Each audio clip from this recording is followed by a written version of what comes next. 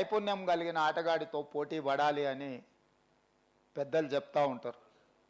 ఈరోజు పక్క రాష్ట్రంలో నారా చంద్రబాబు నాయుడు గారు ముఖ్యమంత్రిగా బాధ్యత చేపట్టిన తర్వాత అభివృద్ధిలో సంక్షేమంలో వారితో పోటీ పడి ఈ రాష్ట్రాన్ని ముందుకు నడిపించే అవకాశం నాకు వచ్చింది.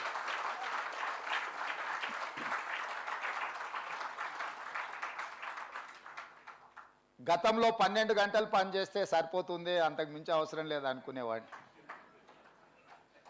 కానీ ఇప్పుడు వారు 18 గంటలు పనిచేస్తే నేను 12 గంటలతో సరిపెడితే కుదరదు. కాబట్టి మా అధికారులకు మా సహచరులకు మనం కూడా 18 గంటలు పని చేయాల్సిందే.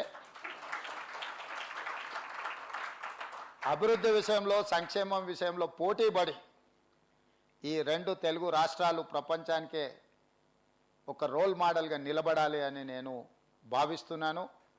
ఆ దిశగా మా ఆలోచన, మా విధానాలు, మా నిర్ణయం ఉంటుంది.